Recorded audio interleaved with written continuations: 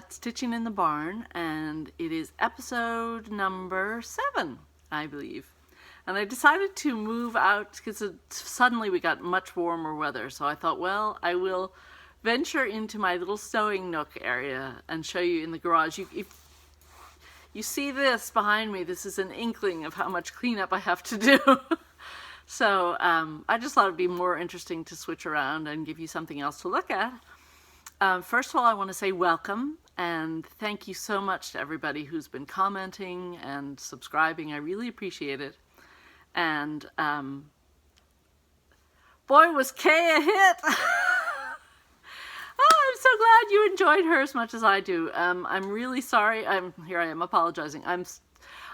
I was so excited and I just rushed into doing that, and I probably could have done a much better job filming, and I've had a lot of good suggestions. People would like me to go back and get her to talk about individual pieces, which I think she'd probably be happy to do, so I'll have to call her and see if she's game for that. She's a very busy woman, but you know, who doesn't love to talk about stitching, right? So I'll try. I do have to put a little disclaimer here because I think a lot of people saw the video, heard about the video, were really excited. I am not Kay, so you know, if you can come along with my ride and enjoy it, then that's great. But otherwise, you know, I'm not as fabulous a stitcher as Kay, and I aspire to be, but I've got many, many, many, many years to go before I reach that level. And you know, I don't want you to be disappointed if the little piddly things I show you are not Kay. So maybe I can talk Kay into doing her own channel, which would be great, because then she could take you through each piece in a leisurely fashion, but we'll see. I have passed along all your kind comments, and I've even suggested to Bob that he let me do a tour of some of the pieces of furniture that he's made. So we'll see. You know, there might be more fun with Kay and Bob to come, but in the meantime, I just wanted to say thank you for all your kindness, and I hope I don't disappoint. So there we go. What's been going on this week? Well, the groundhog did not see his shadow. Did not see his shadow. I think that's how it works. So that means an early spring, which today I would believe. It's a beautiful sunny day. I think almost all our snow has melted. You know, it's thrilling to think that. I don't know why. I do love winter, but I'm always excited when spring's coming, and all kinds of fun, exciting things happening, like Market. People are starting to show pictures of the new patterns from Market, and you know, I'm getting excited for my bus trip that happens in March, and so lots of good things coming along. I did have some questions which I'll try and answer. I think I made a mistake. I was talking about the 46 count beach walk fabric that I was going to attempt to use to do Brenda Gervais Brick House Sampler, and I think I said picture this plus, but it's really under the sea fabric, so I apologize for that. I didn't mean to give credit to the wrong person for the beautiful fabric. I haven't started it yet, I haven't attempted it, but I think I can do it. I mean, Kay was so inspiring to me in so many ways. If you don't know what we're talking about, the last video I filmed, number 6, I visited my friend Kay Schaaf, and she is an amazing stitcher and has done over 100 samplers. And, you know, a couple things that really inspired me from her. First of all, I want to try doing samplers now, which I've never attempted before. And also, like, the thing that I really took away, she said, don't get excited about the instructions. Like, just dive in and start doing it. I mean, I'm always one who looks them over at least, but sometimes if I get into the weeds too much, I get intimidated. And then, like, I have some very cute things to finish in different ways, which I love. But I've never even started stitching them because I thought, oh, I don't know if I can finish them properly. Of course, there's always, you know, Vana and other wonderful, gifted people who probably, now that I know that, could finish them for me. But, you know, silly to be put off by that. And Kay's recommendation for that was regarding samplers. You know, if there are some complicated stitches, just deal with them when you get to them. You know, take your time, and when it comes to a fancy new stitch, if you haven't done it before, just read the instructions then and dive in. Just do it. So I'm going to make that my mantra for life. I appreciate so much shout outs I've been getting. I know Teresa Kogut, I'm a big fan of hers, and having her shout me out was thrilling. I just am so excited. And she's going to do a whole new line of folk art patterns. So that is really exciting because I love how she takes an idea like a fractor or folk art and she puts her own personalized artistic spin on it. So I'm really excited to see what she comes up with. And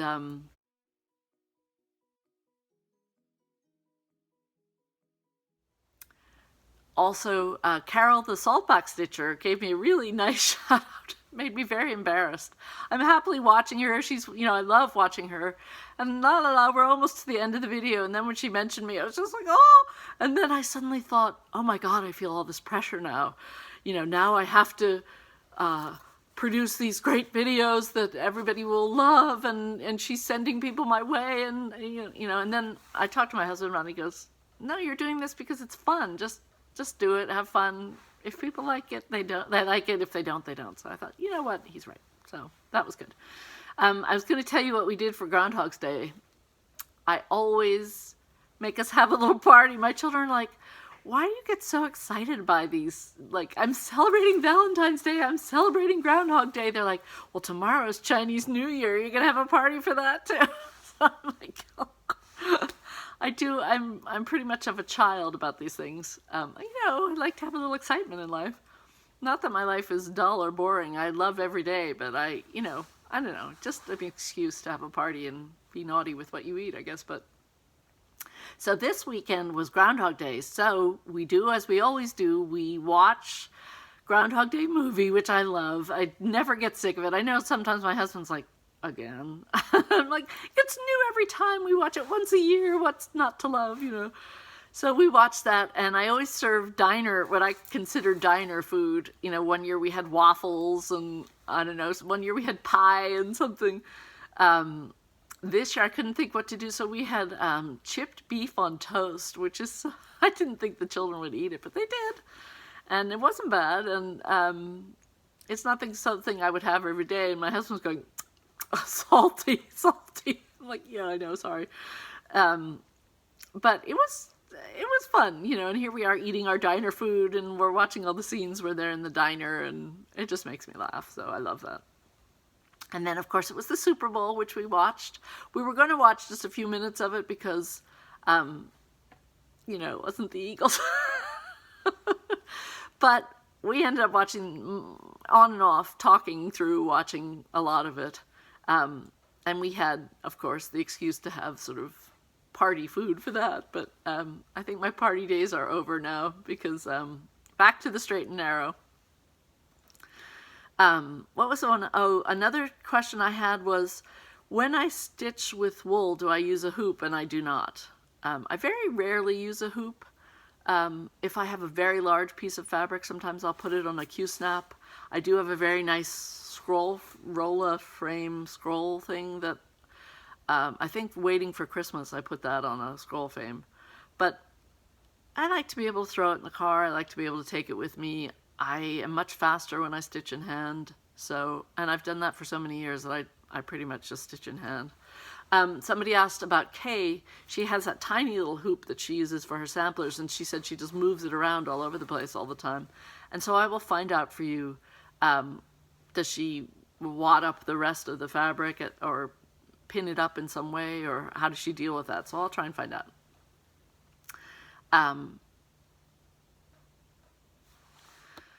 What have I been working on? Well, let's see. I'll show you what I finished first. I don't remember if I showed these last week. I should have watched the video, but because I went to Kay's, I'm all mixed up and I'm not sure what I showed you. So pardon me if I show them twice, but I did finish Jack. I think I did show these because I think I remember trying to get a piece of paper to hold behind it, which of course I don't have today. Oops. But that is All Through the Night, Jack, one of the little, I think it's Lost and Floss calls them the triplets, or somebody calls them the triplets, which makes me laugh. And he was fun. You know, was a little disappointed at how you can't really see the trees on his sweater unless you're up close. I thought about outlining him, but I did a tiny bit of that, but that didn't change the visibility very much. I thought about putting little stitches over the top to look sort of like pine trees, and I started to do that, and I thought, oh, I can't be bothered to do this. He's cute. I like him. He's fine. If I can find... I saw Priscilla and Chelsea, and then I think it might have been Southern Stitcher also, was framing things and mounting them on old grinders. And I have a big collection of old grinders, and I thought, well, they would be, not grinders, what are they called? You know, when you're shredding carrots and stuff. I forget what they're called. But I thought that would be cute at Christmas time. I'd put, you know, 1, 2, 3, the 3 little snowmen out with, can even put a fake candle behind them or something if you want. I don't have any fake candles, but one could do that if one wanted to. I don't think I should probably put a real candle somehow. I did finish Homespun Elegance, Boo to You, and you'll be happy to know, I left him checkerboard. Hooray! That's what everybody wanted, and I thought he was cute like that too. So here he is checkerboard, and I did every other circle, either full or hollow, because I thought that looked like sort of like the checkerboard too. So he's going to be a pillow, I think. And then I couldn't resist. I did this little guy too, and I'm going to finish him like this with a little wool pillow, and then just fold the edges under and do blanket stitch around or something like that. Sort of primitive. I've been working on Stacy Nash, Merry Christmas Pin Keep, and I've nearly finished that. I just have a few letters to do here, and then this little row of alphabet, which will go very fast. And I want to show you what a dunce I am. Look at the way I did this piece of linen. You know, typical me, I was so eager to start. Ooh, I'm losing my needle here. Okay. I was so eager to start, I didn't pay attention to the stitch count or anything, so I thought I'll just start in the middle. So I jumped in, I started in the middle, and look how much linen I have on either side. Isn't that annoying? So annoying. But I figured, you know, if I cut it off here, this would be a nice piece. I could do a little because I am doing this all in this red color, which is a DMC. I think it really got me in the Valentine mood, and I thought, why am I not stitching a Valentine? So there are a lot of cute charts floating around for free, and I have some, if I dig them out, that I could do, and I think that's what I'll do with these extra pieces of linen, because that's plenty big for, you know, both sides. I could do cute little Valentine small for my dough ball or something. So that's that. I don't know if I showed you that I finished... Well, I shouldn't talk when I'm leaning over, should I? I don't know if I showed you, but I did finish the third glitter cottage. I've received the fourth, and I haven't started it yet, but I intend to. I worked on Annie B's folk art. What is it? Annie B's folk art. It's the first one in her country Christmas ornament club, and I was going along very merrily with that, and then I realized I goofed, and I didn't take it out. But can't see it, can you? Yes, I goofed big time, and I also didn't have. There's a yellow line that goes around, and I couldn't find that DMC, so I either have to go through all my project bags or go buy another one, and then I'm done. And then there's 4 little buttons you put on each corner, so I'm calling this done. I can see the mistake, but hopefully you cannot. And finally, it's February now, so I did start working on my February block for Hawk Run Hollow Farm. And this is the configuration I'm doing. The other way is long. The way I'm doing it is more of a square. And it's this block. And I've got as far as, I've done the outlining all the way around. I started the piggy and the top of the barn roof, and I did some of the decoration at the bottom. I don't know if it's supposed to be cornfields or just a sort of, you know, yellow fallow field or something, I think. I don't know. Anyway, I was pleased when Carol on Saltbox Stitcher mentioned my name, very much so, and was so appreciative of Kay. But something that made me laugh was that she talked about Gail Wilson dolls, which I don't know if you can see behind me. I have, maybe I'll have to put in some closer pictures so you can see. I love Gail Wilson. I love her dolls. I've made some and I've bought some. And I will show you up close some that I've made, and then I'll take the pictures and show you some that I've bought. I am a doll person. I don't like to admit it. I always think about 30 Rock. I don't know if you ever watched that, but the character Jack was played by Alec Baldwin, and he was this, you know, very businesslike guy. And at some point in the series, they reveal he has a secret collection. And it's like kitschy cookie jars, and he's really ashamed, and he has to hire a private investigator. I think he wants a promotion, and the private investigator is hired to look into his past, and they have a meeting, and they say, well, there's one thing I've discovered, you know, that's going to put you out of the running for this job, you know, and then he reveals that he's discovered Jack has this secret cookie jar collection. And I feel a little bit that way about my dolls, because so many people go, oh, dolls are so creepy, ugh. But, you know, one man's trash is another man's treasure.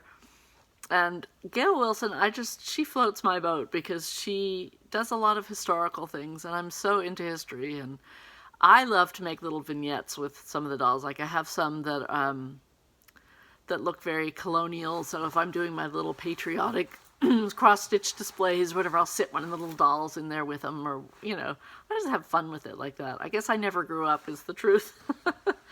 But I have a funny story. I'll show you some of these little ones that I know that Carol showed these darling little dolls that her daughter played with and her grandchildren were playing with, which I thought were so cute. And I'll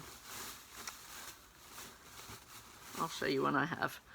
First one I'll show you is Little Red Riding Hood. Here she is. Oops, she's got some fluff on her. I had to dig her out of the attic, truthfully. Here she is, and I just love her little braids, and her little cape is so faded. Look at that. That's how red it used to be. This one my daughter did play with. Gail Wilson's kits, I have a bunch that I haven't done that I should haul out as well. Carol has inspired me with that. But I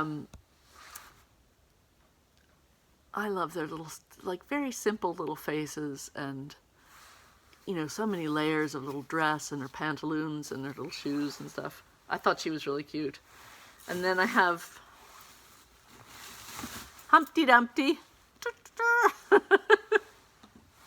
And along with Humpty Dumpty went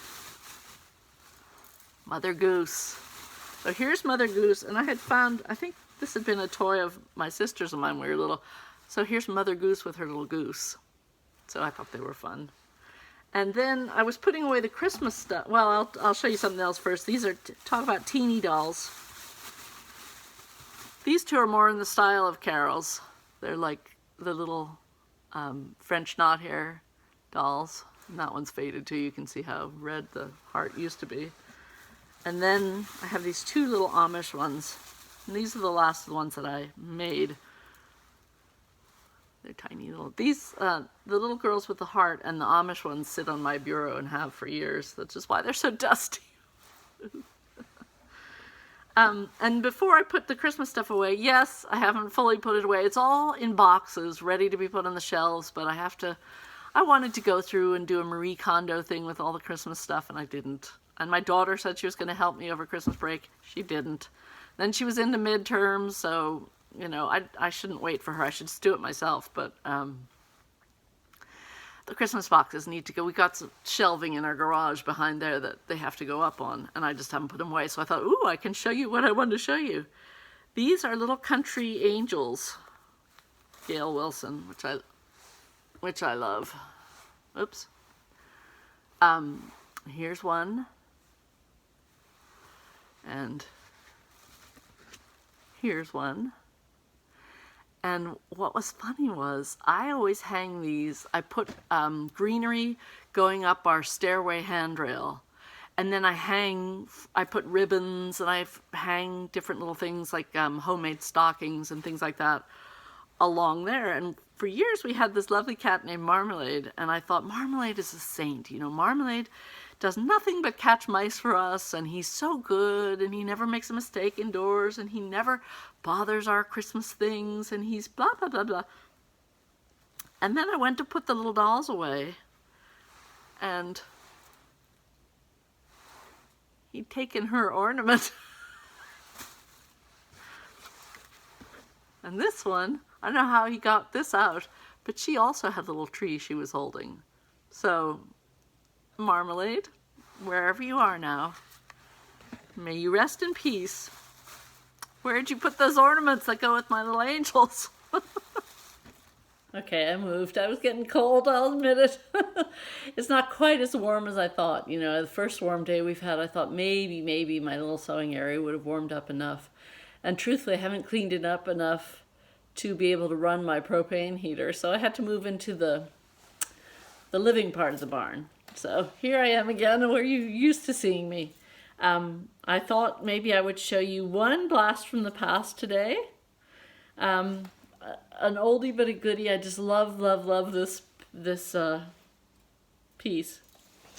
It is Scaredy Cat by Hindsight, and I stitched this in 2009. And I don't know if that frame is, I don't know who made that frame, but the pattern was Hindsight. And I think it might still be available, I'm not certain. But I just thought that was really cute, and I always put that out at Halloween, so I wanted to share that. And, you know, I am trying to reorg all my decorations, and so as I'm going through these things, I'm finding things and deciding what to keep and what to let go.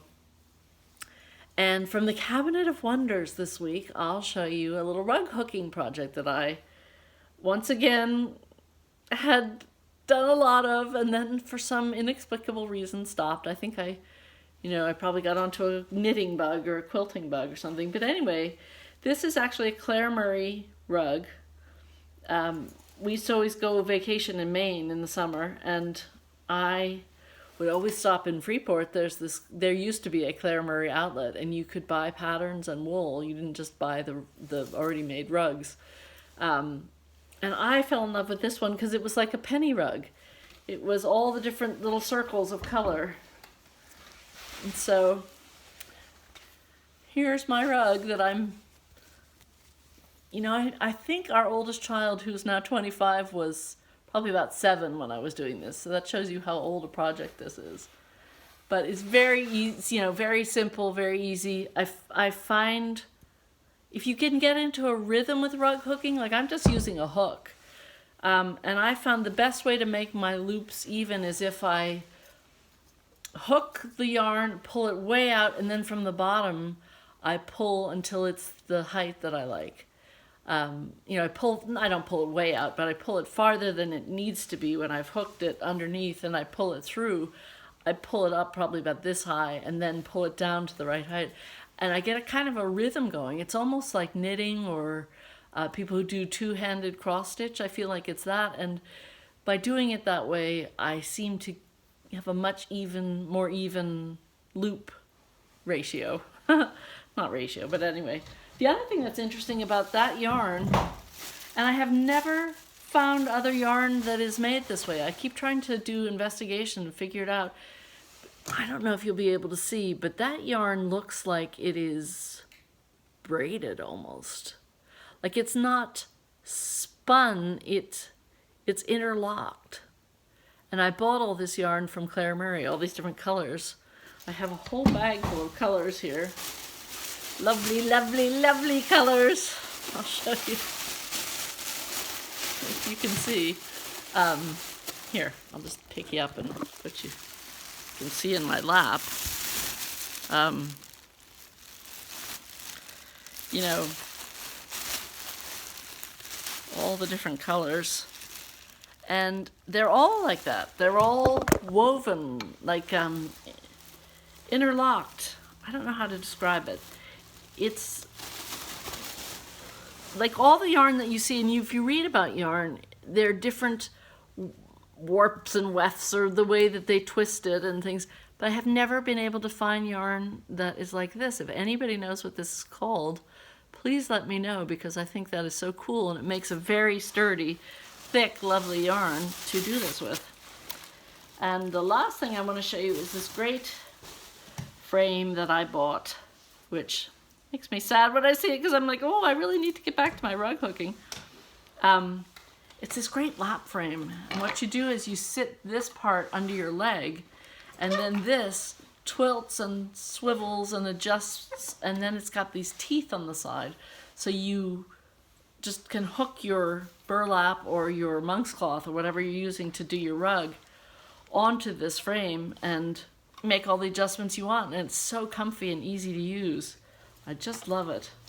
We were on vacation in Maine, and there was a little shop that sold punch needle and hooked rug supplies, and he was going out of business, and he had these little frames, and I was like, oh, I really would like to get this for my birthday. So my husband said, yeah, go ahead, get it. And how I fit it in the car, I do not know. I think I made some child sit up against it. And I didn't have the little, I have a, you know, like a grime guard you would have for a Q-snap. I have one of those now that I put over the teeth, but I think my poor son was like jammed up against these prickly teeth on the edge all the ride home, but he survived. Anyway, he's used to me by now, I think. I realized I found my little hook, so I can kind of demonstrate this for you if you'd be interested. So I don't know if you can see, but this should be more taut, but all you have to do is drape it, and the teeth on the sides catch it and get it nice and tight. And then, I haven't got it very tight now, but I'll show you. You just poke in. I don't know if you can see what I'm doing. You poke in, you catch the wool. I find if I pull, you know, farther than I need to come out to make it even, and then pull it back down. Can you see that? That I can regulate, I'm really regulating with my left hand how high my loops are. How, you know, how tight, not tight, how, you know, how even they are. So again, I've got a hold of the yarn underneath. I poke my hook in, catch the yarn. I'm kind of helping you with my left hand when I catch it. Pull that through, but I've come up higher than I need to come. And then I pull down to the right level. Anyway, I haven't done this for years, so I'm probably rusty, but that's the idea. And I would normally pull up a little higher than I'm even showing you, but I haven't fully caught it on the teeth of the frame. So I'm kind of just doing this makeshift, but that's the idea anyway. Okay, I'm back inside now.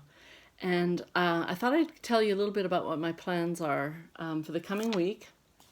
I seem to have misplaced one of my Stitch 9 Challenge patterns. I know I have it somewhere. It's all ready to go. It had the linens. It's DMC, so I was all set. It's the 3 pumpkins one, and I know Jen of Jen's Stitching Niche just finished hers. She fully finished hers. And I was all excited because I had made my husband save the tops of our pumpkins this year, so because I knew I wanted to be doing that one. And so I've got the tops of the pumpkins, and I can't find the pattern, but I'll find it. I'm sure I'll find it.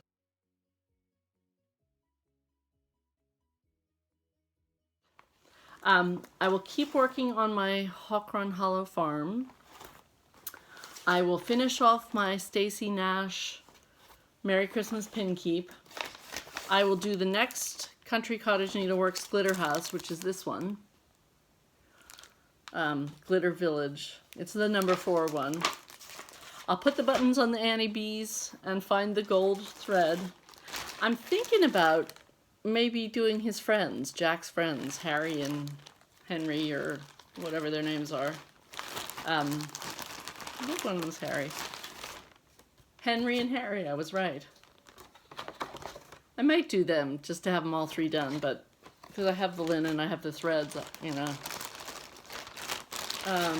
So that, Hoffman Hollow. Oh, you know what? I did the first one at the schoolhouse. Oh, I love doing these. So I really should pull that out and do this second and third and fourth and all of the other ones. So I might pull that out and work on it. Ignore the telephone.